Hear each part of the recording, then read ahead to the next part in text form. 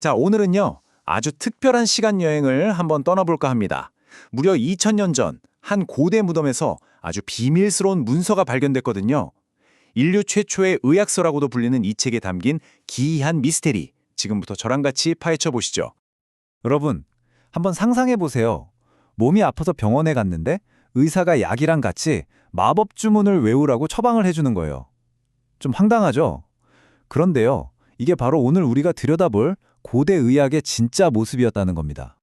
네, 바로 그 주인공이 기원전 2세기에 마왕퇴라는 무덤에서 발견된 중국에서 가장 오래된 의학서, 바로 52병방입니다. 이 고대 문서를 보면요, 진짜로 약초 처방이랑 귀신 쫓는 주문이 나란히 적혀 있어요. 자, 그럼 본격적으로 한번 들어가 볼까요?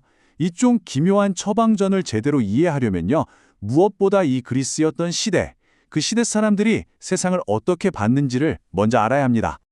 고대 중국 사람들에게는요, 우리가 사는 이 눈에 보이는 세계랑 눈에 보이지 않는 영적인 세계 사이에 뚜렷한 경계선 같은 게 없었어요. 거의 하나였던 거죠.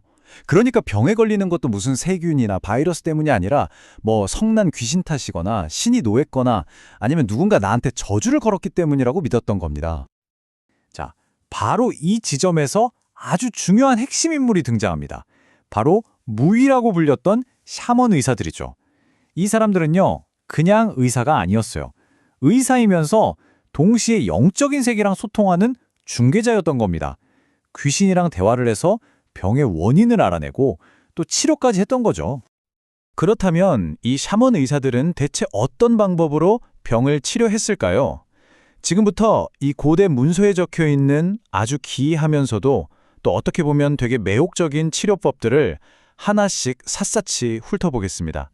자, 첫 번째는 주유라는 건데요. 이게 뭐냐면 당시에 가장 흔했던 주술치료법 중 하나였어요.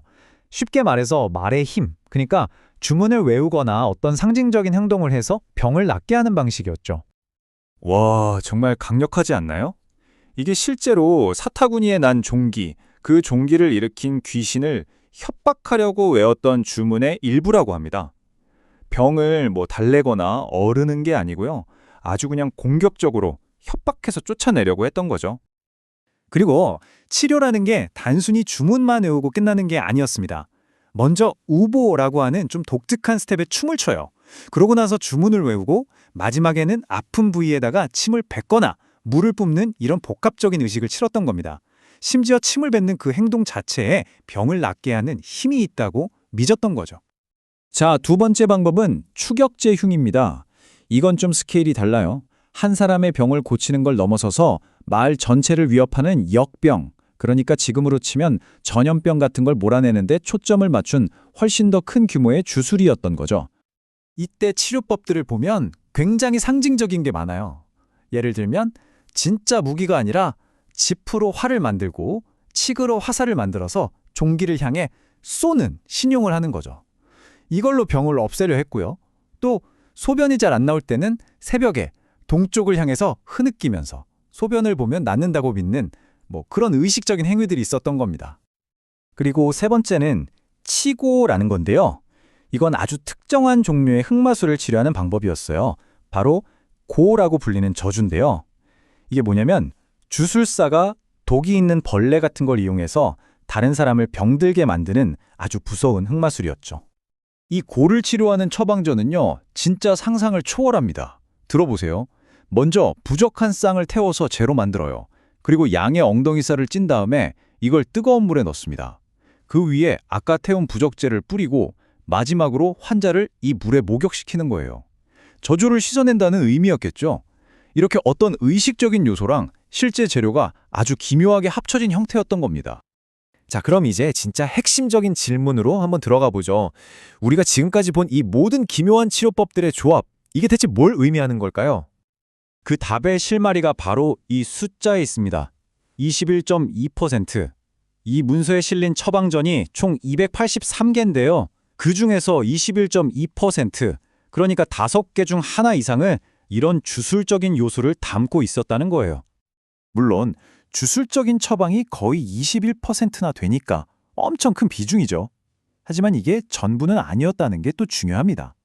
나머지 거의 79%는 약초를 쓴다거나 하는 지금 우리가 생각하는 의학에 좀 더 가까운 시도들이었어요. 한마디로 두 가지 방식이 그냥 뒤섞여서 공존하고 있었던 시대라는 거죠. 바로 이 문장이 당시 상황을 정말 정확하게 보여주는 것 같아요.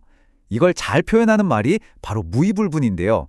말 그대로 주술과 의학이 아직 분리되지 않았다. 딱 그 과도기적인 상태를 의미하는 겁니다. 그래서 이 52병방이라는 문서를 보는 관점이 크게 두 가지로 나뉩니다. 첫 번째는 그냥 문자 그대로 정말로 귀신이나 악마랑 싸우는 방법을 적어놓은 안내서로 보는 관점이고요. 다른 하나는 오늘날 대부분의 학자들이 보는 관점인데 이건 의학이 어떤 미신적인 단계에서 과학으로 막 발전하기 시작하는 그 초기 단계, 말하자면 배아 단계를 보여주는 아주 중요한 역사적인 스냅샷이라는 거죠. 자, 이제 마지막으로 정리를 해볼 시간입니다. 그렇다면 이 오래된 문서가 인류 지식의 거대한 흐름 속에서 왜 그렇게까지 중요한 의미를 갖는 걸까요? 이 비유가 정말 기가 막힌 것 같아요. 당시 의학의 상태를 물과 기름의 유화액 같았다고 표현하는데요.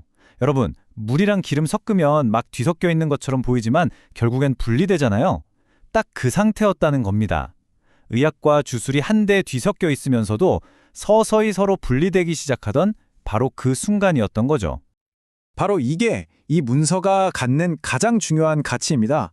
의학이 마법이나 주술이라는 낡은 껍질을 깨고 과학이라는 새로운 길로 나아가기 시작한 그 결정적인 순간, 그 순간을 그대로 담아낸 말 그대로 인류 생각의 화석이라고 할 수 있는 거죠. 마지막으로 여러분께 이 질문을 한번 던져보고 싶어요. 고대의 이런 주술적인 믿음과 현대의학에서 말하는 플라세보 효과, 즉 믿음의 힘 사이에는 과연 어떤 연결고리가 있을까요? 그리고 오늘날 우리가 병이 낫는 과정에서 이런 순수한 믿음이라는 게 차지하는 역할은 과연 얼마만큼일까요? 한 번쯤 생각해 볼 만한 흥미로운 질문인 것 같습니다.